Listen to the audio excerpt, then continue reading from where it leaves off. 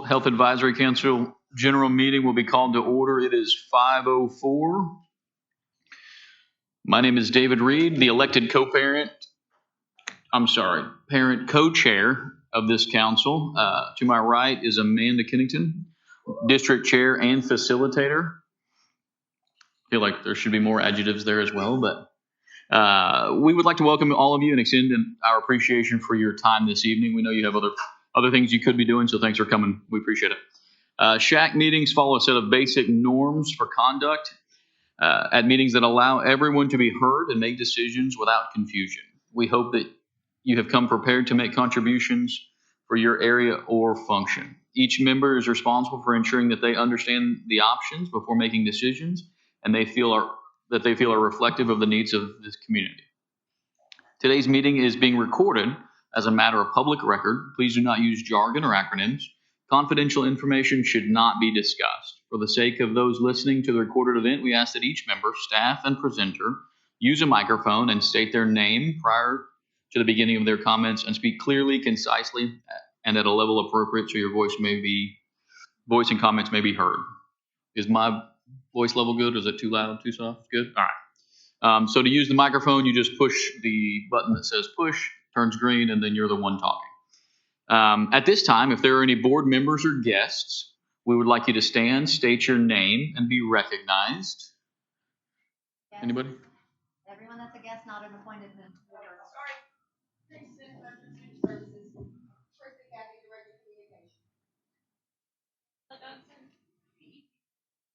Travis Elementary. Yes, Travis. Precious Remnick, our director of social emotional learning and student development. The GCCI SHAC guiding principles are shown in the slide there. We would like to go over those right now. We will grow healthy giants, ensuring local community values are reflected in decisions made. We will work to support, educate, and communicate positive and engaging initiatives. We will perform our duties to make recommendations to improve learning and quality of life for all students. We will support a healthy and safe school environment using the whole school, whole community, whole child approach.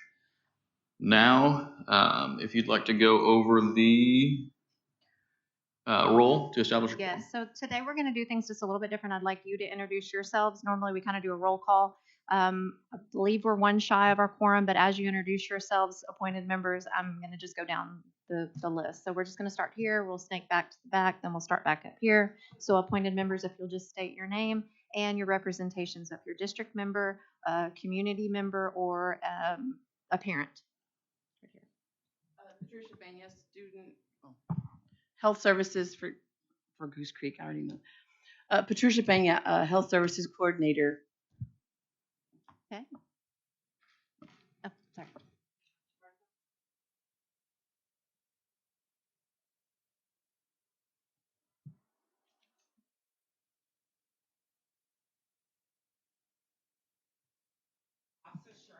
Sorry. Thank you.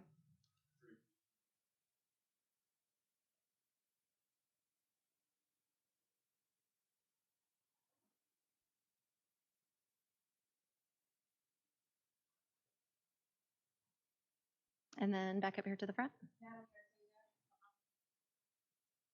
Thank you.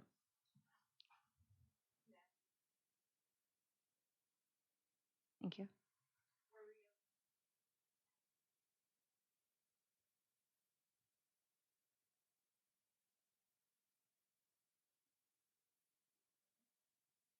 And then the back table. Mm-hmm. Thank you.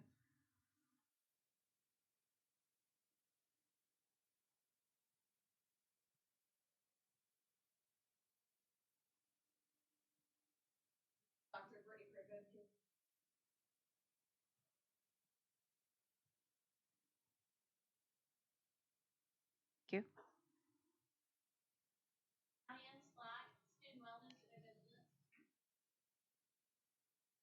Mm-hmm.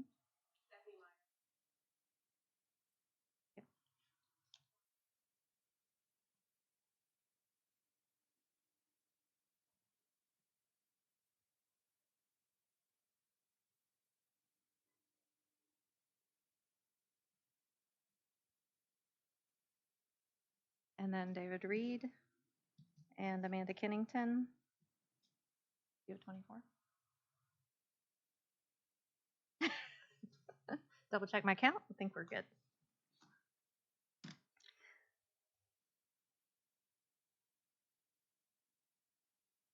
Adding a 2. Whoop. All right. Thank you, committee members, for coming. We do have a quorum of the council.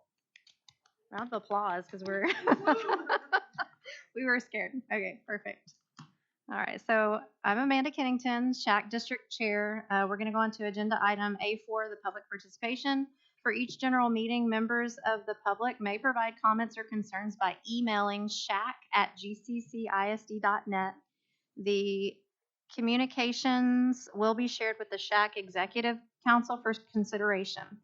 The SHAC Executive Committee approved the resignation of 2 appointed SHAC members. The total membership now stands at 47. We have 24 parents, 19 district staff, and 4 community representatives, leaving 4 vacancies for the Board of Trustees to appoint.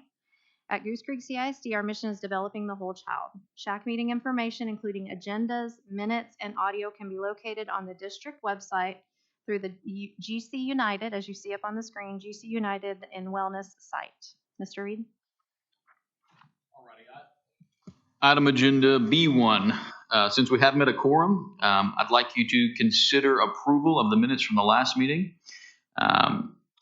The last 2 meetings, actually, September 27th, 2022 and November 29th, 2022.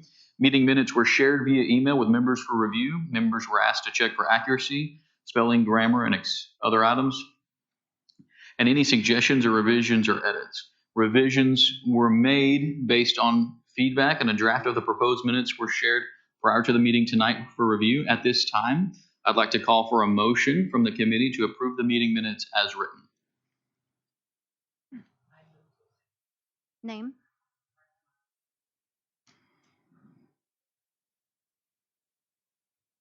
Does anyone second the motion?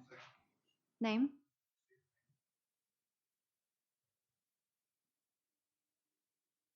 All righty, the chair recognizes Martha Morales and Stephen Bingham for the motion to approve the September 27th and November 29th meeting minutes as written. Are there any corrections or discussion to the minutes? All righty, appointed members, please vote to approve the motion to accept the September 27th and November 29th, 2022 minutes as written. If you were not at the meeting on the date, you may still vote or abstain. All in favor say aye. All against say nay. Any abstentions, raise your hand. Looks like the ayes have it. Motion passes. Next item on the agenda is item C1. Ms. Kennington will be presenting a report of the GCCISD Wellness Policy Implementation. Okay, so you have a handout of the copy of the local wellness policy. It is on your, okay, I'm going to start off with this colorful piece of paper. This one has all of the wellness policy goals and objectives that were created based on the plan. I know it's super tiny, but this includes all of our nutrition promotion, our wellness goals and objectives that are board approved. The goals themselves cannot be changed. I just want to make that clear. But the objectives, they can change based on our SHAC ad hoc committee whenever we're making recommendations to how we're going to meet those district goals. And each one of these objectives, you have to understand, also have activities that are associated with each one. So I'm going to go over what the percentages, though, on this document mean. So you see all the way to the far right, there are some numbers associated with it. So for example, for that top line, goals for nutrition promotion, it says the goal number 1, district's food service staff and teachers and other district personnel will consistently promote healthy school nutrition messages in cafeterias, classrooms, and other appropriate settings. Then you see on the right-hand column, there's a 74%. The way that we came up with that number at this point in the year was by going through a list of all the activities that can be proven by observations that we've done around the district and the campuses based on the activities that we have written in the wellness plan. The wellness plan itself is a 24-page document. I have access to that document here if you'd like to review it, and I can also send it via email to all of you. And we will be posting that on our SHAC website as well, just so that way everyone's aware of all the activities that we're trying to accomplish. Some of these, though, you'll notice are lower percentages. So I'm just going to skip down to the, let's go down to nutrition education. The lowest percentage on the page is goal 2, objective 2. It has 0%. That just has not been measured yet. So on goal 2, on the pink, goal 2, ooh, that got really loud. Goal 2, objective 2, I apologize. As Department of Curriculum Instruction will embed K through 8 nutrition lessons into classroom subjects, and nutrition will be part of health education classes and elective subjects for grades 9 through 12. Just because it has 0% there does not mean that we're not embedding them. We just have not collected that data or the assessment yet for that area. And so at this point in the year, we don't have the healthy school assessments from all of our campuses at this time. And we're also waiting to get some more data from our 9-week surveys that we do as well. So this is just to kind of give you an idea of where we're at in the year as based on each one of these objectives, and then the percentages by those goals are just the sum of the 2 objectives. So like goal 1 and 2 added together divided by 2 would give you objective number there for the percentage. That was the way, and now for the first time, this is the first year that we've had the activities in the wellness plan to go along with our goals and objectives. So hopefully that can kind of explain, or you have a better understanding of how we're measuring these things, because it is our responsibility as a SHAC to show measurement throughout these goals and objectives, because we will be responsible for reporting on this at the board report at the end of the year. Okay, so lots of room to grow, and then we'll also be collecting data from all of our campuses through the Healthy School Assessment. That's a requirement starting this year for all K through 12 schools, and we are going to be recognizing those healthy schools for an excellence in wellness with a wellness award this year based on how they're doing with these wellness policy goals. Okay. Along the presentation that I'm going to do, I'm going to go a little bit deeper into what the wellness policy goals and objectives go over. But if you have questions or you have actions that y'all are doing at your campus, best practices that are happening at your campus, there's sticky notes on your table, and you may have to share, of course, with your neighbor. If you have questions, you can write questions on one. On the other, you can put some activities that you're like, oh, well, this is what we do to promote nutrition, or this is what we do for nutrition education, or, oh, physical activity, we have a step team at our campus, or these are the certain things that we do. I'd like to gather some feedback on those Post-its, and when we exit today, if you'll stick your Post-its on the parking lot, which is the very back table behind Dr. Imnick, if you'll wave, Dr. Imnick's there. So there's a table just behind her, and it has a board there that I'd like you to stick those notes on. So any questions that come up during the presentation that I'm about to provide, or if you have best practices, things that you're doing at your campus that you want to share, because I'm going to go through the next couple of slides pretty quickly. You also have the presentation slides, again, kind of small, but there are a lot of slides that I'm going to cover in like 5 minutes to try to get you through. But again, if there's questions that you have and you want to write some notes, this will be yours to keep, but please definitely follow up with me because all things wellness policy plan and implementation, I facilitate that as well along with our SHAC and ad hoc committee. Okay, so let me get a little bit into the slides that... Pull that up. I do too many things. Are there questions so far while I'm pulling this up? Just raise your hand and no, everybody's good. Okay.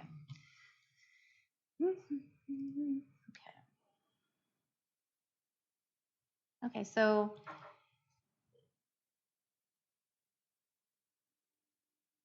you may have to watch it on this little screen. Okay, good. Mine's showing something different. Look, it's a little different. So this is a really cute template that I found from USDA, Department of Agriculture, and it's a wonderful way to explain what all is within our wellness policy other than just looking at this one pager. Okay, so I felt like this was something that we all need to know as School Health Advisory Council members, because when you're going back to your campus, whether you're a parent representative, whether you're out in the community and you're like, well, how can I help with wellness within the district? You know that the wellness goals that are within our district wellness policy are specific right now to nutrition promotion, nutrition education, physical activity, but there is a section on other school-based activities. And so I wanted to give you kind of a little clue into what's going on with those. It is a team effort what goes on into this. So the Board of Trustees, yes, those goals cannot be changed just because we want them to. We would have to make a recommendation and go through a formal process. We actually did this last year. So a highlight of one of our SHAC's accomplishments is last March 2022, we provided some recommendations to the school board, and they made some adjustments to enhance our wellness policy. But a lot of people had their hand in that. We had PE teachers, parents, principals, school counselors, all of those that you see listed there. It takes everyone, and we want you to know that we want you to be a part of that as well as SHAC members. And then when you go back to your campus, to spread the word about what it is the wellness policy talks about. So we did a triennial assessment. It started off, and we completed that in June 2021. Some of you here in this room were a part of that. And that triennial assessment gave us the different ways that we could enhance our wellness policy. That was adopted in March 2022. And those are the district standards for wellness. So everything that's in that policy is the district standard, but I do want you to be aware that school standards may be a little stronger. So your school may have certain rules, or let's say about birthday party celebrations or certain things that may be a little more strict than what the district, minimum standards are. And then, like I just mentioned, the Whole Child Wellness Award was also created June 2022. So this is the first year that we're implementing the plan and the award all in the same year. And just communicating that, I need your help doing back to your campuses. So, oh, it's not changing up there. Miss Bruick. I wonder why.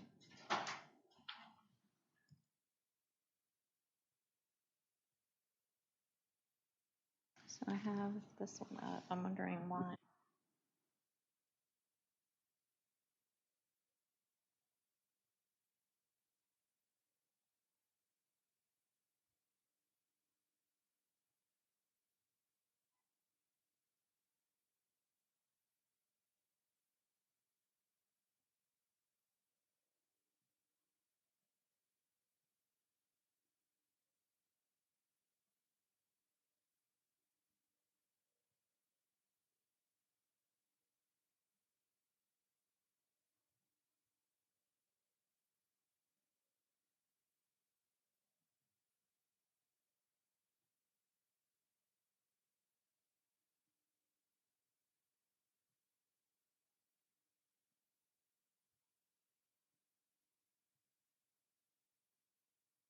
Sorry, technical difficulty. I think I had too many windows open or too many things going. Okay, I apologize. So why is this important? Because we feel as a SHAC, because you told me in your vision that you believe that we want to grow healthy giants, that healthier students learn better. So we want to help kids learn, grow, and be healthy. Together we can do that.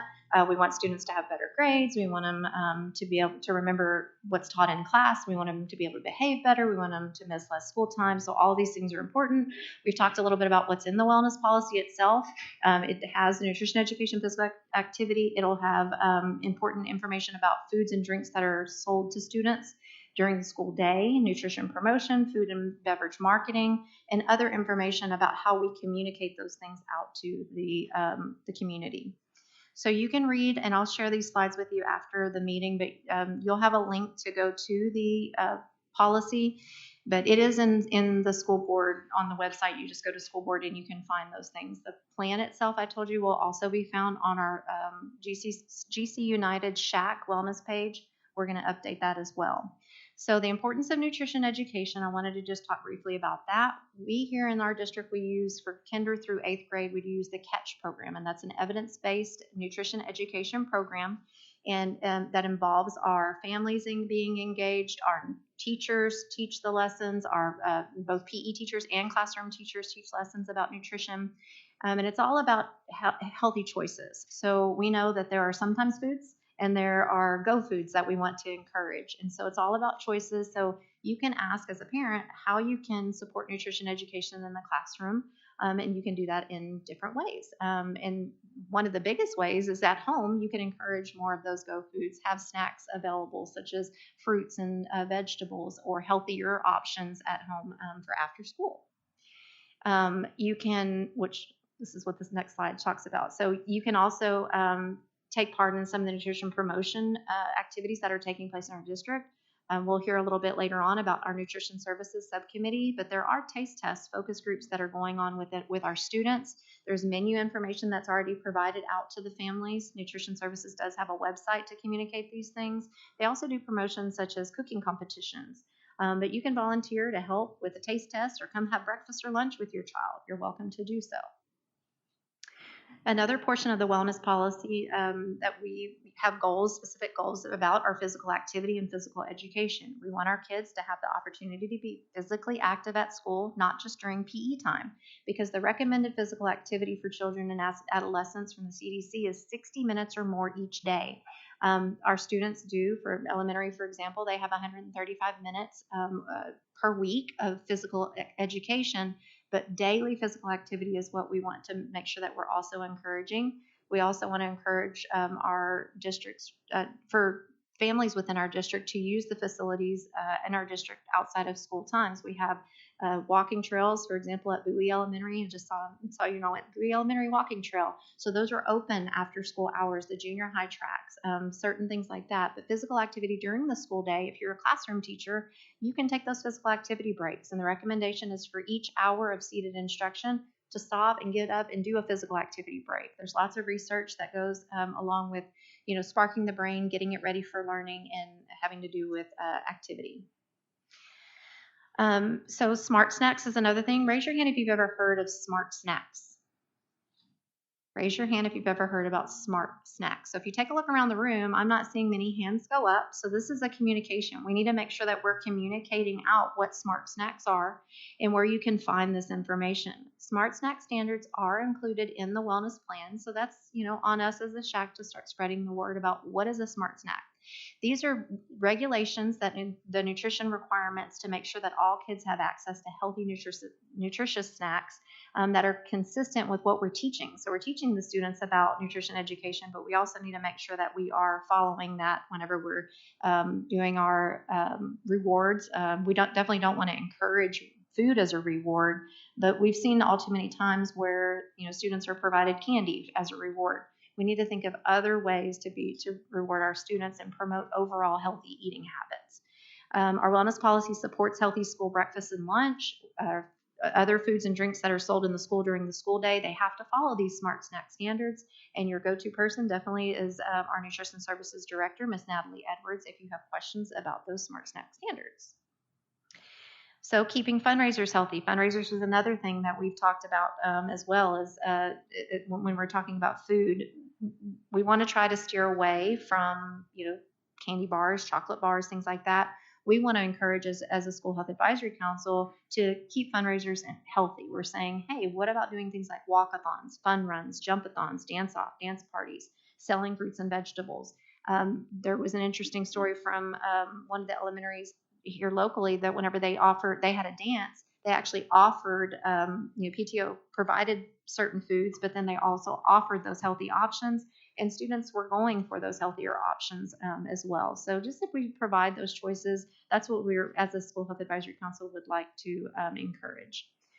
Also in the wellness policy is our food and beverages that are not sold to students. So in our wellness policy, it does include that drinking water be available to the students. It does have standards on classroom celebrations and birthday parties. Remember, I did say that your school may have stricter standards or certain days or things that are associated with that. And then just as we just talked about incentives or rewards, we want to make sure that we are looking at the wellness plan within the wellness policy and following the guidelines based on those standards. So why am I talking about all of this? Because we need help communicating and educating other parents about our policy, other administrators, our district staff, in communicating about our wellness policy. It does talk about a little bit about wellness marketing.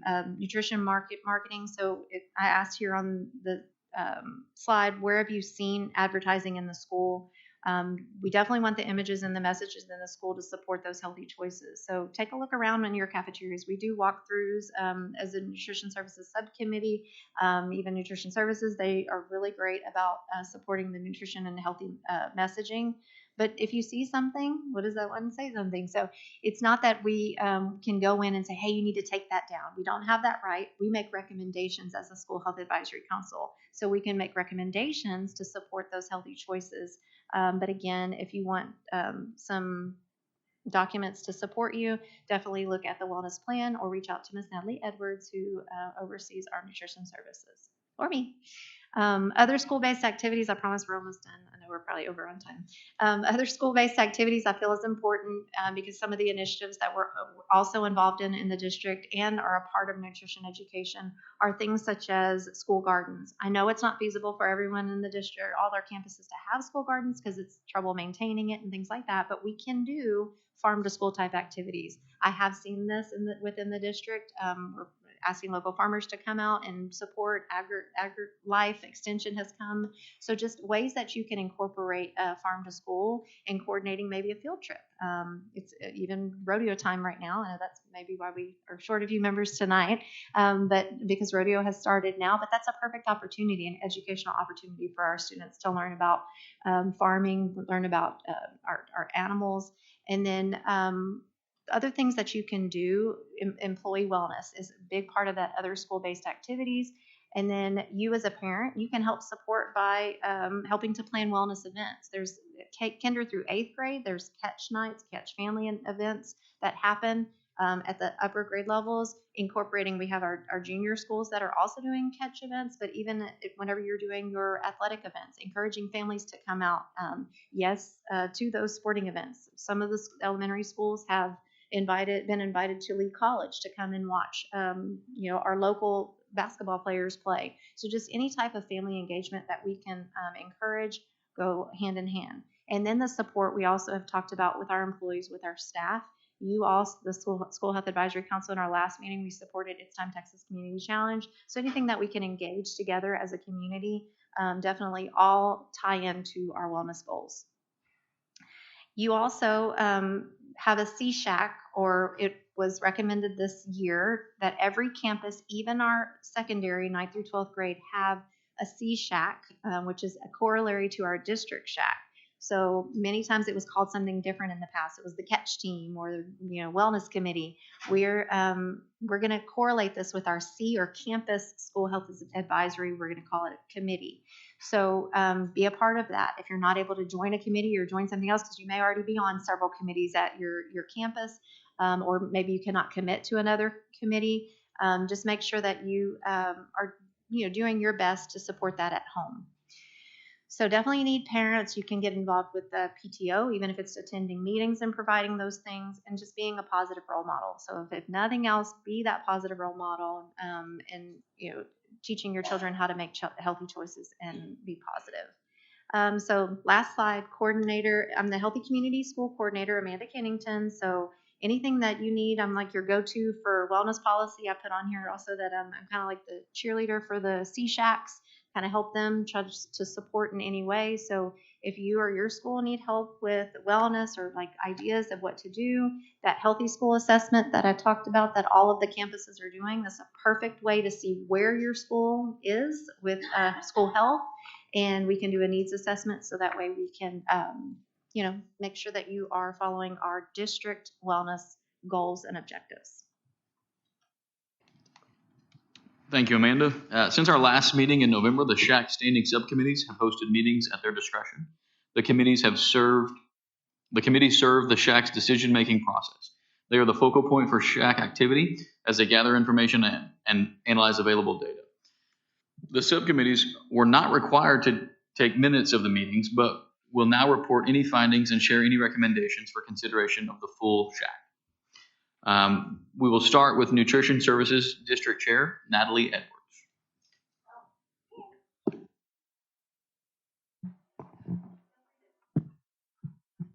I'll try to speak into or grabbing my glasses. Okay, this is a little bit better. All right. No, I'm fine. Can everyone hear me?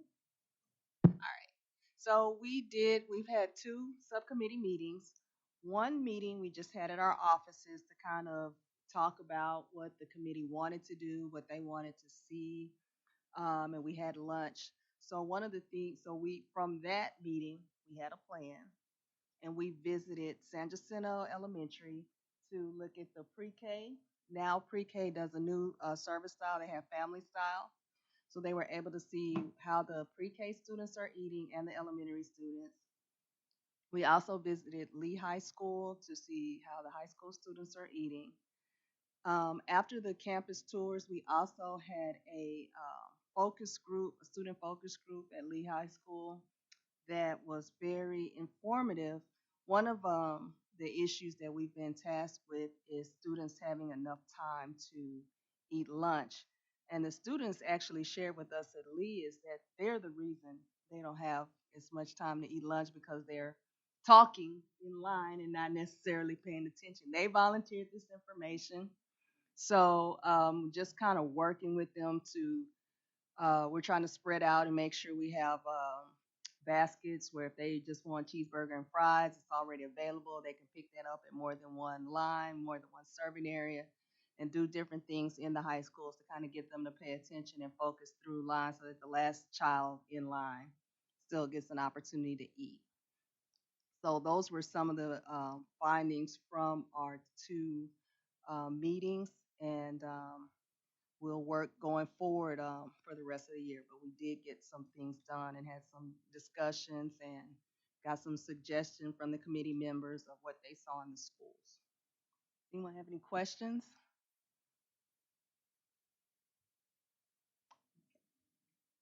Thank you very much.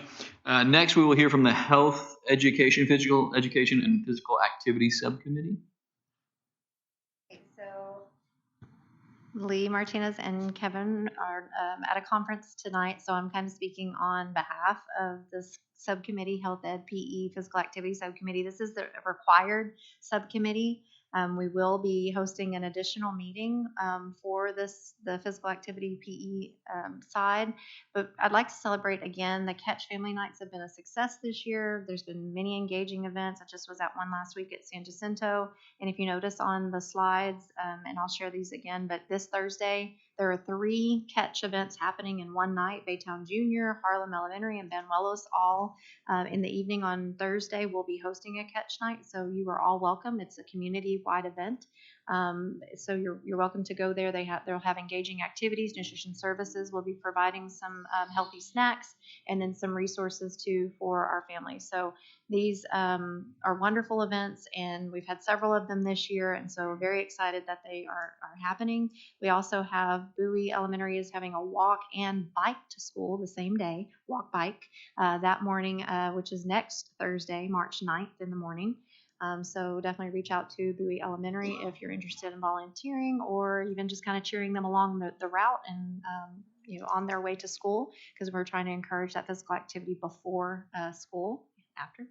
And then also just wanted to highlight Highlands Elementary. They're offering, or they're having their second annual color run on March 30th. That was a very successful event last year in coordination with their Catch Family Night at the same time. And so just so you're aware of that as well, that will be happening March 30th in the evening. Upcoming opportunities to engage, I'll provide those, but make sure that you are reaching out to your campuses if you'd like to help with any of these. Many of the K through 8 campuses, they have a champion. They call them the Catch Champion at the campus. And I'm sure they would welcome any help that they can get on those nights or your ideas, even if it's just volunteering the time.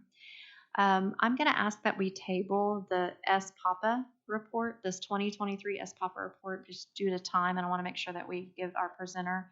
I wanted to ask if we can hold that until the next meeting. Okay. For recommendation that goes along with that, we'll also table that. So if you notice the recommendation, that goes along with the SPAPA report. The SPAPA report, just in general, is a school policy on physical activity, and it kind of measures both the district policies and the school policies. And many of those physical activity members, they wanted me to report on it tonight, but because we're missing some of those, like key, like our district director over athletics, I'd like them to be here to hear that report and to provide input. So We will have a subcommittee meeting for this group, so if you're interested, I will send it out to the whole SHAC. The subcommittee meetings are open to any member. You don't have to be specific. So that will be open to anyone, and you're welcome to join us. We'll go over the report, and then I'll report to the full SHAC in the next meeting.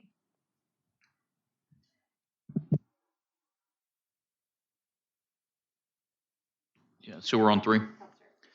Thank you. Next is Health Services, Employee Wellness, and Mental and Social Health Committee.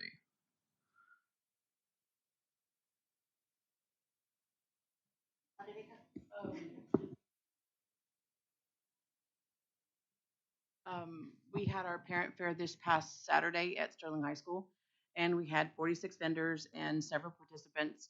Well, we also had the immunization van there as well. Harris County was there, and they gave they saw 60 administered 60 vaccines, a total of 28 individuals. So that's basically their focus of what they usually do, between 25 and 30. So they were really happy with that turnout. So we stayed busy running around Sterling High School, and so we look forward to the next one. And then I'll comment on the other one when she does herself.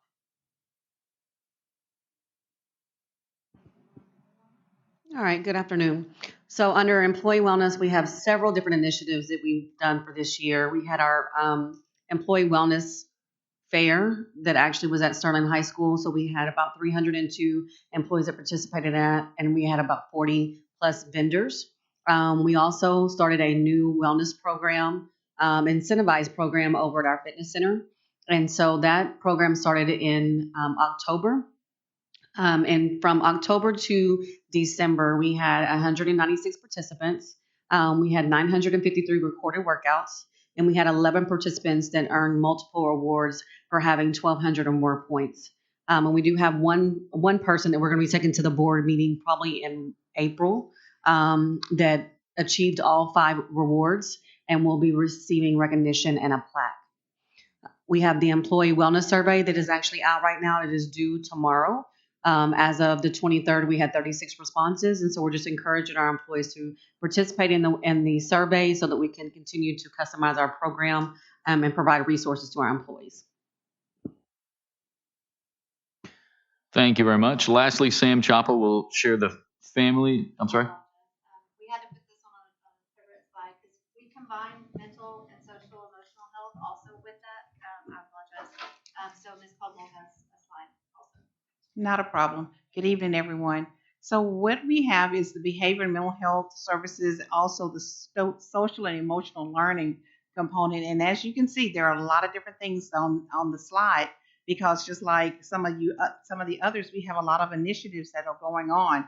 One of the things that is ongoing is our Engaging Parents and Families, which is a series that we've started several years ago. And it was designed for our parents to give them access to information if their child has a diagnosed mental health condition, or if they are just experiencing some difficulties.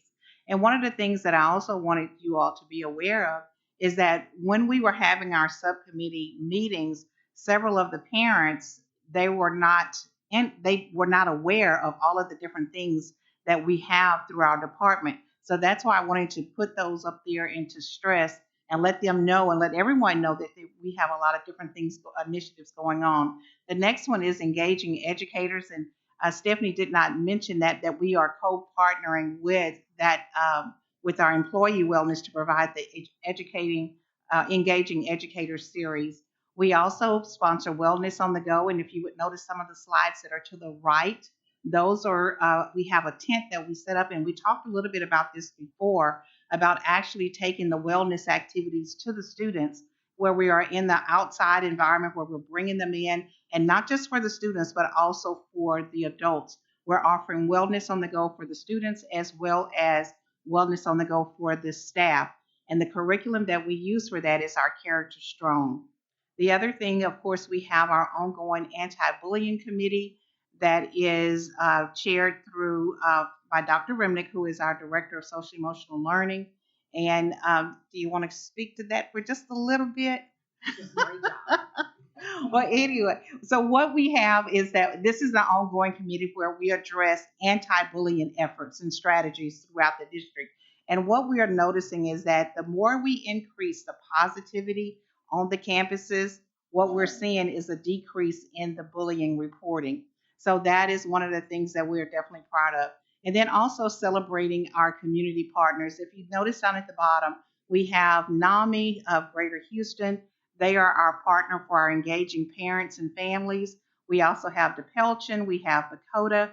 Goose Creek is a grief sensitive school district, not just the campuses, individual campuses, but the entire district is a grief sensitive district. That means that everyone within our district, all of our campus administrators and their teams have been trained through New York Life. And so, and what they are trained is to provide grief support for our campus students, for the teachers as well. So we do have that designation and we are proud of that. We also recently partnered with TChat, and that is telemedicine for our campus, for our students. It's campus based, and as you know, we have our counseling team, but we also have our student wellness interventionists. But as we know, that mental health is such a huge issue that we just cannot provide all of the services for all of the students. So we really look for those partners to come in and to work with us. We also have the Harris Center.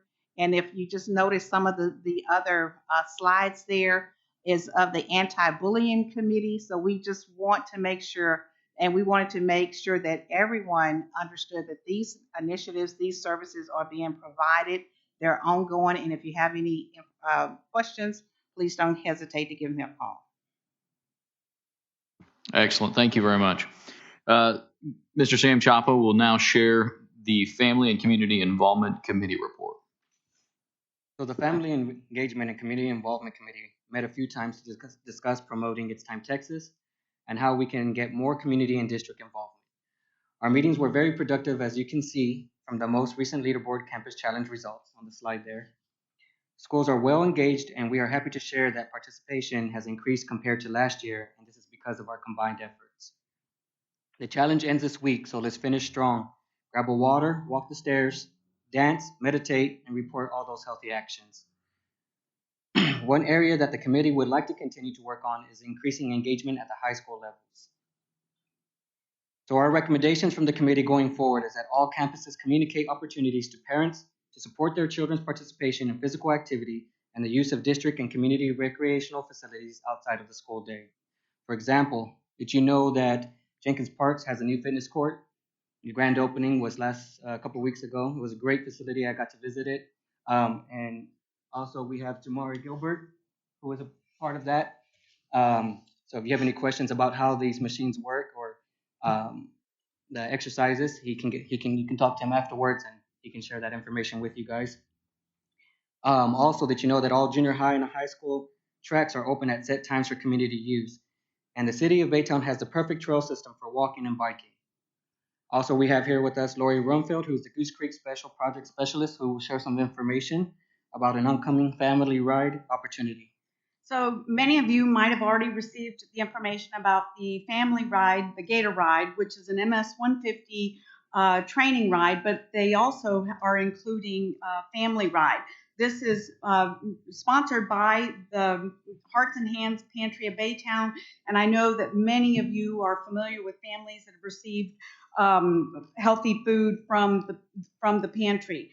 The exciting thing about this is that this is as a result of safe routes to schools, the walking and biking to schools. They are collaborating with the city of Baytown, and the 5.6 mile family ride is going to be partially on the road, but then also partially on the trail. This family ride is open for registration for all children that can ride a bike without training wheels. And we also are going to, the children are also going to be fitted with helmets as well and receive them for free. So just wanted to share that information. Yes, Sam, question. Also, so we had asked a couple of questions earlier. So when you do decide to do the family ride, it's per participant. Yes. Okay, so it's not one, you sign up and it's the family, you have to put every participant that's going to be involved in your family. Correct. Thank you. You're welcome. On that equipment, Jamari, if I use that equipment, do I get strong like you, or how does that work exactly? Yes. Okay. Just making sure. Okay. All right. Maybe. Ms. Brewitt. It's not showing the same thing on my screen. And while we're waiting on Ms. Brewitt to come, if you notice also that, or I want to point out that our departments within the district definitely do not work in silo. We mentioned this last night in the anti-bullying committee, and I'm not as eloquent as when Dr. Reminick says it, but I love working here in the district and with all of you because we are interconnected in different ways. So I'm just very thankful for all of you and the work that you're putting in. And we know it's a lot, especially, coming as a parent, you're like, okay, what is all going on? I had to learn the same thing. There's a lot going on in the district. There's a lot of resources that are available. Yeah. It's okay. We're gonna wing it. But just so you know that I definitely appreciate that we are all united. But just like Sam said too, these initiatives that we're trying to push out as a school health advisory council, they wouldn't be as successful without each one of you. So just for example, It's Time Texas Community Challenge. We'll get a final update since this is the last week, so make sure you're reporting. Get a final update on that, but I'm very excited about the work that you have done in your subcommittees because I think that has definitely spread the word communication-wise, and it's going to make us successful. So definitely can highlight some things with that. And as far as the participants, I think we were close to almost doubling versus last year. So with all the promoting we did, we reached a lot more people, and not only in Goose Creek but also the community. So that's thanks to all of you. Yes. And I'll do a better job as well, facilitating those subcommittee meetings and making sure that everyone's aware because some of you were invited to, for example, the subcommittee for the family and community engagement, and then the next meeting that they had. I would like to share that with everyone because anyone is about, even whether you're an appointed member or not, if you are interested in that area and you want to provide input, we want to make sure that we're leaving that open to everyone. So just like I said about the physical activity subcommittee, we will definitely make sure that that information goes out to everyone.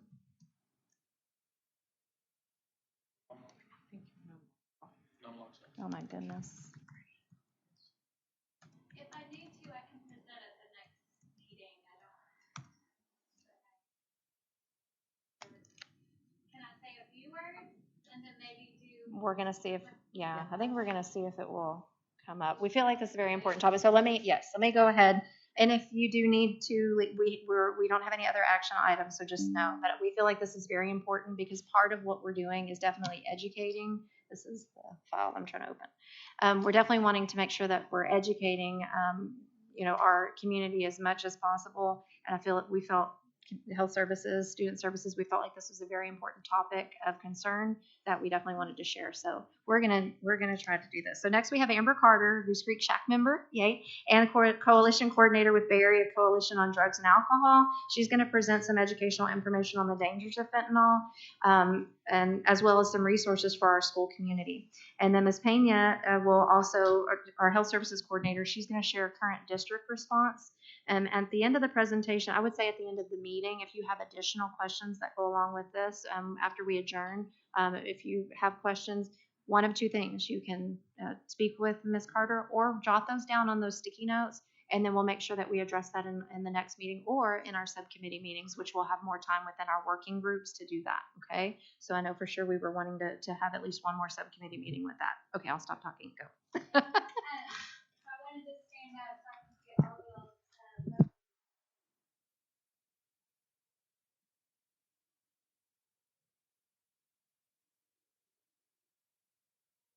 with all sectors of the community substance abuse issues. Right now we're focusing a lot on fentanyl. It's something had the privilege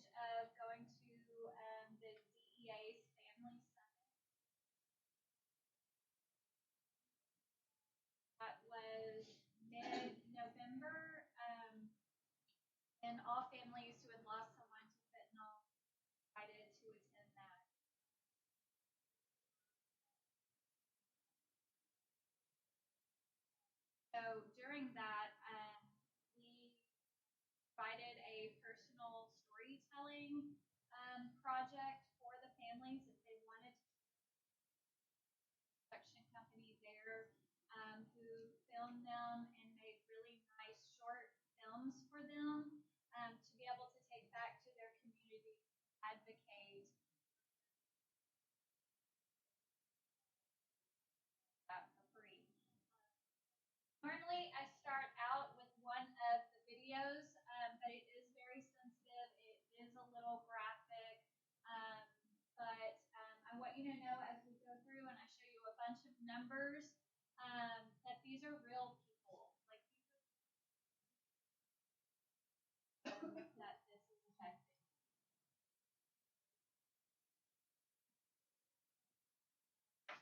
Get with me, copy the link.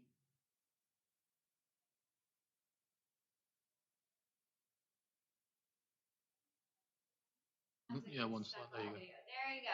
So I know we have to move fast. So opioid epidemic. We are now in the third wave. The first wave was the overprescribing of doctors. People were getting hooked on opioids. Opioids are pain relievers, painkillers.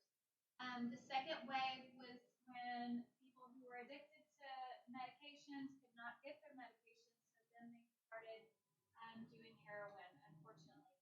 Now the third wave is the synthetic opioids, which is what fentanyl is. It's a synthetic. Okay, you're okay. So you can see here, this is comparing 2014 to 2021. The yellow with the F is fentanyl. And these are death rates, and they are by age. So that first age, I believe, is 13. So Holy cow. Yeah, so you can see how high it's really 13 to 19 is really high. And these are national numbers from CDC.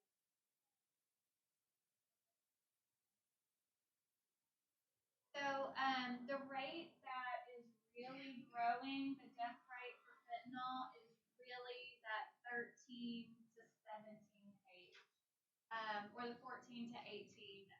So in the last from 2018 to 2021, that age group, those deaths grew by 356. Really a bigger issue than a lot of people realize. Next slide. And it's really affecting our youth. So you can see the 14 to 18% age range, 54% in the red is fentanyl only. So that means that most likely they got a counterfeit pill and there were no other drugs involved. So it's not like they were doing heroin and there was fentanyl involved, or they were doing meth. Fentanyl only deaths. The 19 to 23 is also a huge deaths, unfortunately. Yes, the 80%. Yeah. So that was national data. What's happening in Texas? DPS says from 2020 to 2021 there was an 89% increase in all deaths reported. As you probably know, data is lacking a year or two behind. So we really don't know all the numbers from last year yet, but we know that it has increased some. So DPS, the Department of Transportation, they have seized over 300 million lethal doses. And from HHSC at the state level, that's our grant funders, you can see that the overdose death by opioid type, the big line is synthetic opioids. Go to the next slide. So I wanted to talk a little bit of, okay, it's deadly, but why would you want to take a pill? And so a lot of the Gen Zers are saying they're overwhelmed. You on the campuses. We've had they're saying they're stressed out. They believe mental health is stigmatized, so that means that they're not willing to ask for help if they have an issue. Their top stressors, academic, social, financial, and reasons they would misuse prescription drugs is they're partying, they're trying to cope, their image, and they're experimenting. And 45% say it's easy to get a prescription pill. Next slide. So if it'll play, yeah, there's this less than 4 minute video called Pills, and it's a really good short film to show to students geared towards 6th through 12th graders, and it shows a lot of what pills are, which are basically counterfeit pills that have fentanyl in them. But if it doesn't play, it's okay. Yeah, it's not going to. It's okay. So let me tell you a little bit about what makes fentanyl so deadly. So it's extremely potent. It's 50 times stronger than heroin. It's 100 times stronger than morphine. So it's extremely potent. It only takes a very small amount to be lethal. So with the penny and all of those little grains, that's a lethal dose. That's all it takes for someone to dose and die. And the reason why the drug dealers and the drug cartels are using fentanyl is because it's cheaper to make, it's extremely good, and it's very potent. So they can make their drug supply,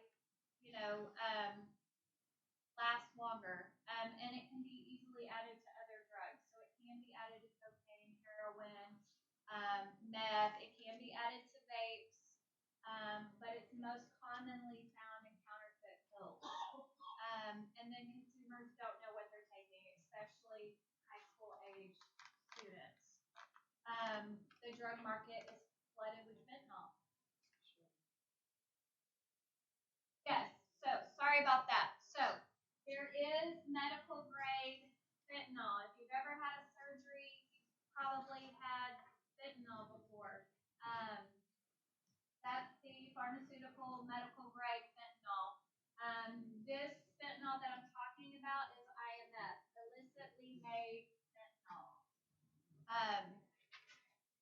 So the common counterfeit pills that are going around are the M30s, the blues, which is the Percocet and the oxycodone. There's also hydrocodone and Vicodin is being counterfeited. Valium, Xanax, and Adderall. What Baytown PD has told me, I'm trying to work with them to gather some data, local data. They're saying Adderall and the Xanax is what they're seeing the most that contains fentanyl. And unfortunately, high school students, they like to take Xanax. Xanax has been a problem for a while, and the Adderall as well. So DEA is saying 6 out of 10 pills contain a lethal dose of fentanyl. Here's some emoji drug codes. Get into your kids' phones. Be looking for these things. Yes, it really sheds light on, and I'm sure by the time in a month or so this is going to change and they're going to have new emojis. We're always trying to stay, ahead of the curve, so it's very hard. And I'll share those documents with you. All of these. Yeah. Next. I'm not going to show y'all this. Well, even if I could, I was going to skip this. But in Carrollton, Texas, you guys might have seen this earlier this month. They had a outbreak of counterfeit pills. It was the M30s, the Percocets, and unfortunately, 3 teens died from it, and then they had a lot more that were hospitalized from it. So you have to think when people are overdosing, they're not breathing, so the brain is not getting oxygen. So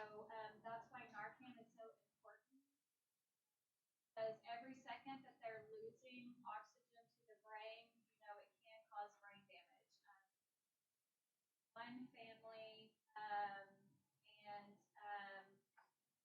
a boyfriend and a girlfriend who had taken a Percocet, and it had fentanyl in it. The girl died, and the boy was hospitalized. He was in the hospital for a while, and he lived, but he has major brain damage. He has to learn.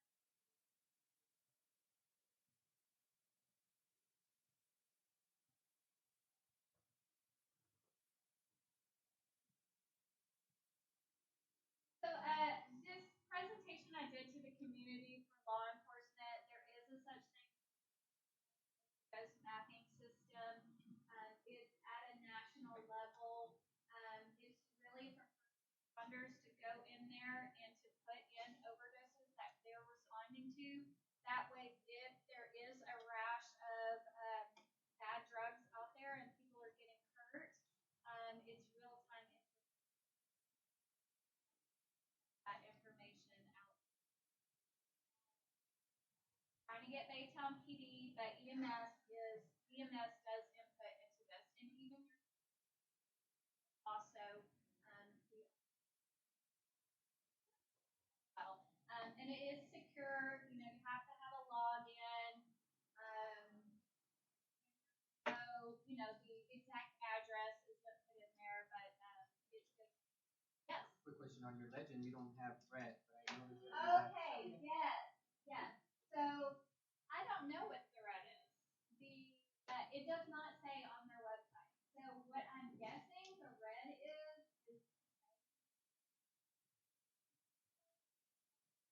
for coastal. Yeah. So there's a lot of like coastal in there with the red, but yeah. I don't know. I was thinking the same thing. So I have no idea. But the good news is S is on this, so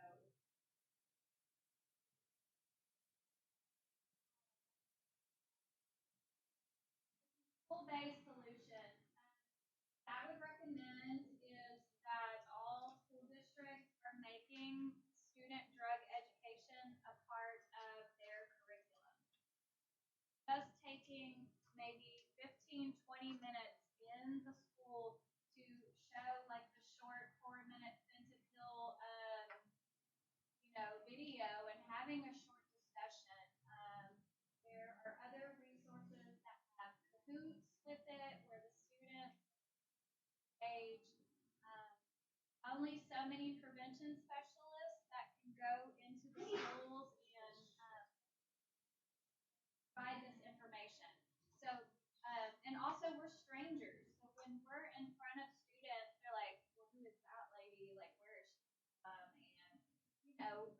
We're not always trusted, but the students every day, they've built a relationship.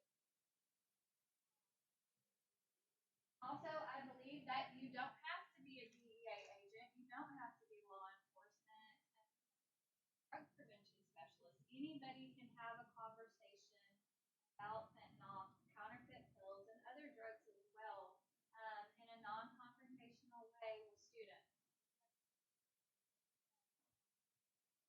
Training students to lead peer-to-peer education is always good so that they're not having an adult tell it to them. They're having other peers. Essays and posters and flyers on campus. There are student high schools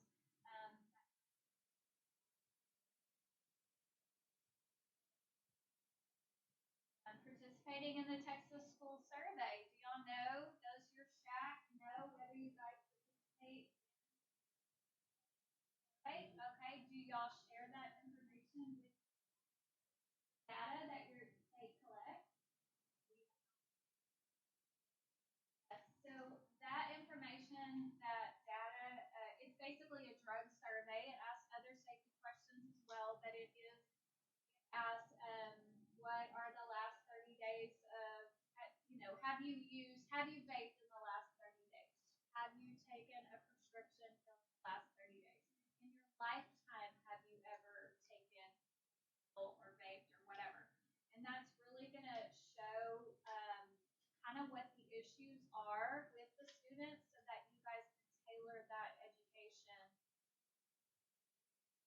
don't want to be talking about, other drugs if that's not really an issue.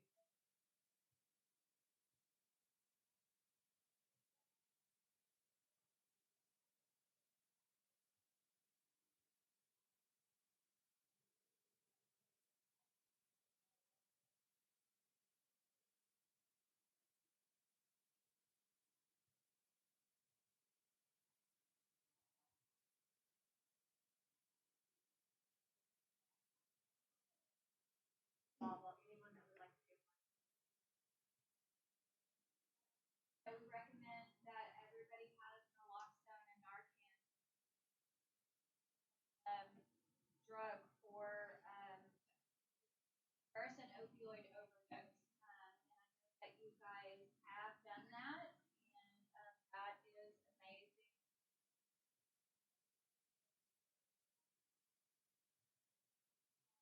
I was able to give some Narcan to the all of the nurses have. Recommend parent education nights. Like, it's so important to let parents know this. Because how many parents in the room did not know any of this? Thank you. Thank you for being honest. So you might have known about fentanyl, but did you know about the counterfeit pills? Did you know which pills were being counterfeited? Did you know that the numbers of the deaths were that high? Yes. Yeah. So we really need to get this out to our parents. The best way to do that is a parent night. Multiple town halls on different drugs and well, and actually we did a.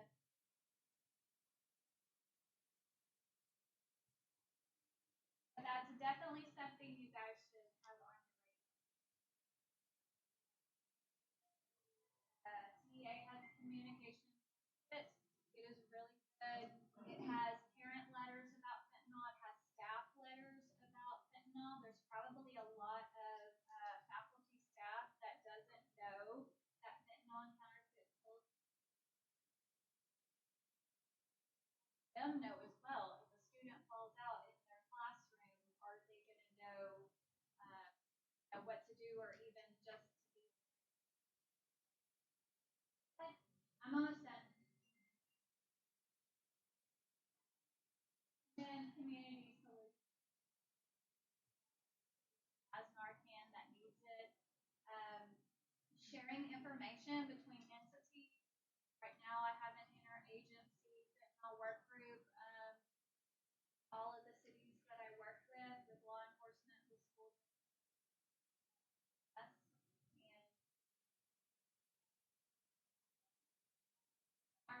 our fentanyl film series project. The reason why that is so important is just being able to put a face to this drug and the impact and what's happening. I can tell you all day, I can show you all these DEA pictures of the counterfeit pills, but until you really read and see the mom crying and the dad's crying and just how their kids got wrapped up in this, because a lot of the times it's just a 14, 15-year-old one pill one time in its life. And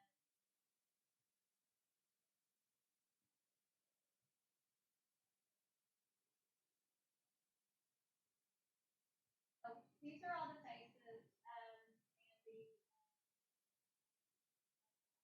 so we have about 28 families,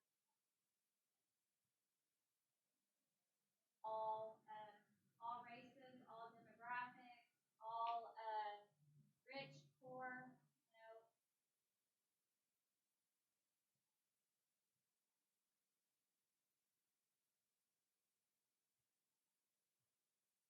Sorry you had to stay late. Yes, absolutely.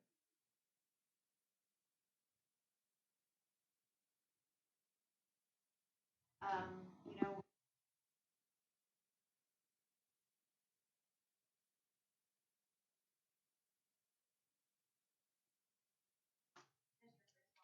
vaping is still an issue. It's still there. What we're doing now together with Amber and some other entities is we are going to be planning a parent meeting in April. And we're going to include some other agencies locally and make it you'll hear more about it because it's in the planning stages. And as Amber said, yes, all of our police department, our security, campus SRO and security now are trained in carry fentanyl, and our nurses were trained 2 weeks ago. So we carry fentanyl, each nurse, the high schools, junior schools, and elementary. So they all have that at the campus level as well. And I want to say we have it there it's really for anyone. If there would be a parent that were to need it, a staff member, we would use it on them as well. So it's not just students. So this is huge. But we got together with Carrie and our one of our officers, and so we made it happen pretty quick. And so we're real excited to move forward with now the planning of our parent meeting.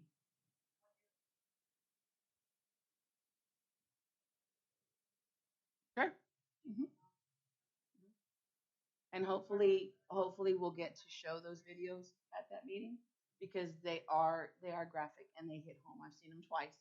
I got to go to the town hall meeting in LaPorte, which was very a lot of information, and we saw it as a group at our nurses meeting, and so that was also heart wrenching because, like they said, 13 years old, and it's and yeah, so it's something that's really, and it's not so much as okay if this happens, it's when.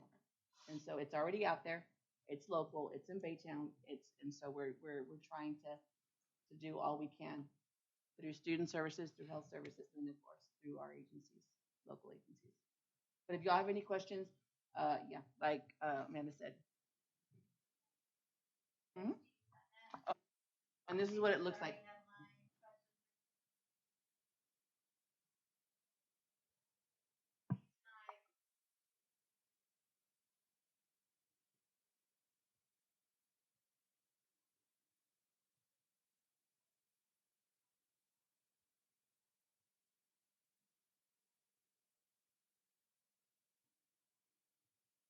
Lee, sorry. Oh, sorry. Lee College Health Fair is April the 4th. It is free and open during the day. I'll send that flyer as well. Hearts and Hands Food Distribution Resources. So if you know someone that's in need, needs some food resources, they're going on all the time. I know there's even Houston Food Bank is providing some food this week at Peter Highland. I'm in partnership with Houston Food Bank. Miss Lori Rumfield shared the Family Gator Ride. That's a family engagement event. That is March 11th, the Saturday of spring break. MD Anderson also does community outreach. So if you at your campus want to bring someone to come and do some education, there are specific community outreach programs that are available for younger or for older students or parents and community members. So maybe at a PTO meeting, if you want to have some education, I have a flyer for that as well that I'll share. Webinars, our School Health Advisory Council members, in order to educate ourselves. I'll share some webinars that are coming up. And then the future subcommittee meetings, I know of the health services, employee wellness / mental health services, we're going to at least have one more. And then physical activity subcommittee to discuss as POPA and bring recommendations to the final SHAC meeting of the year, which will be April the 18th. Sorry, I took your line. April the 18th from 5 to 6. Will be our final general SHAC meeting. And I think, do you have any final words? Yeah, if you have any agenda topics that you'd like to bring for our next SHAC meeting, please communicate in writing to shac@gccisd.net. Future subcommittee meetings will also need to be scheduled. Check your email if you'd like to participate. The SHAC general meeting will now adjourn at 6:18.